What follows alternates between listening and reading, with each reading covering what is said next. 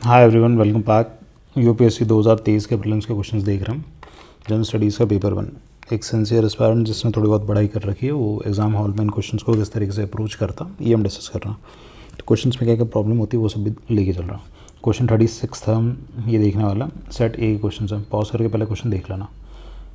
चलो शुरू करता हूँ। Consider the following statements. अब क्या है स्टेटमेंट, अब क्या पूछा गया, how many of the above statements are correct. पहली चीज़ तो करेक्ट पूछा गया, ओनली वन ओनली टू ऐसे ऑप्शन है, ठीक है। चलो पहला जो स्टेटमेंट है, if the election of president of India is declared void by the supreme Court of India, all acts done by him her in the performance of duties of his और her office of the president before the date of the decision becomes invalid, ठीक है। तो polity वाले question में क्या होता है कि एक फ़ायदा होता है कि लक्ष्मीकांत जैसी किताब है ना, तो आपने पढ़ रखी होती है, तो आपने मल्टीपल टाइम्स पढ़ रखी होती है, तो इतनी बार पढ़ ली होती है ना कि चीज़ें दिमाग में बैठ जाती है। कम से कम ये तो पता रहता है कि ये कोई एक पर्टिकुलर स्टेटमेंट है या फिर कोई फैक्ट वगैरह कुछ भी दे रखा है यहाँ पे, वो तो उस किताब में नहीं है, उतना तो आप श्योर हो जाते हो, ठीक है। बाकी पता है या नहीं पता एग्जैक्टली वो तो बात की बात है।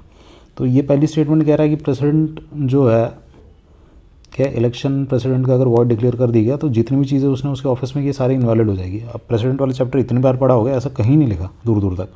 भाई 5 साल से काम कर रहा होगा, तो सपोज चलो 4 साल जब एंड हो गया तब हटा दिया गया प्रेसिडेंट को, तो 4 साल में जितने काम कर रखे हो नल एंड वॉइड कर देंगे क्या?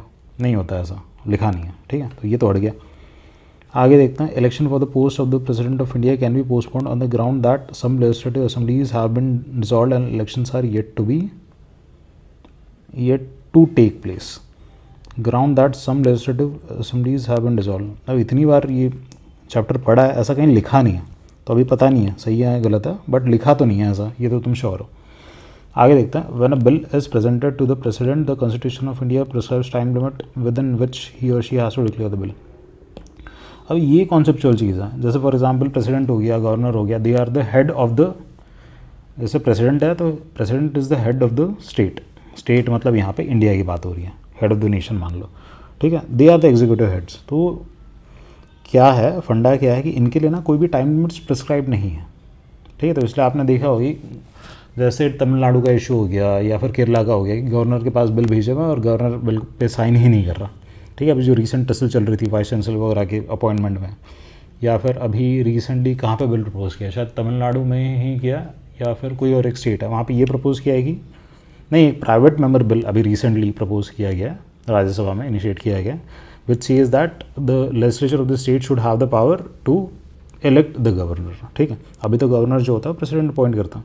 तो कॉन्सेप्चुअली आपको पता है कि द स्टेटमेंट इज फ्लॉड। तो 1 और 3 तो आपका 100% गलत है, तो इसमें आपका ओनली 2 भी नहीं आएगा, ऑल 3 भी नहीं आएगा, ठीक है। तो ओनली 1 बचेगा और नन बचेगा। अब जो आप सेकंड स्टेटमेंट पढ़ते हो, एक और बार चलो फिर से पढ़ के देखता हूँ। Election for the post of the President of India can be postponed on the ground that some legislative assemblies have been dissolved and elections are yet to take place. अब ऐसा कहीं लिखा तो नहीं है प्रेसिडेंट की इलेक्शन में, तो पोस्टपोन्ड वैसे हो सकता होगा कि शायद किया जाए, बट नहीं है। जितना भी पढ़ रखा है उस पर भरोसा रख के लग रहा है कि ऐसा कुछ नहीं होता, ठीक है। ये चलता है दिमाग में वहाँ पे कि हाँ भाई ए भी हो सकता है, नन भी हो सकता है, अब क्या करें, 2 पे तो फंसा, मारना तो है ही, ठीक है। मारना है तो फिर अब अपना जो नॉलेज है, नॉलेज पे थोड़ा सा भरोसा रखना और जय माता दी करता। तो ये भी हटा देंगे, 2 भी हटा देंगे और इसका आंसर हम डी मार्क करेंगे। देखो यूपीएससी ने अभी अपनी आंसर की नहीं रिलीज़ किया, ठीक है। ये जो दिमाग में चल रहा था वहाँ पे जिस हिसाब से क्वेश्चन मार्क किए गए, तो उस हिसाब से मैं बता रहा हूँ अभी। और मैंने इस बार फॉर्स का मीन्स भी लिखा है, तो होंगे शायद क्वेश्चन सही हो गए होंगे, ठीक है। तो चलो एंड करता हूँ इस वाले क्वेश्चन को, मिलते हैं नेक्स्ट क्वेश्चन पर।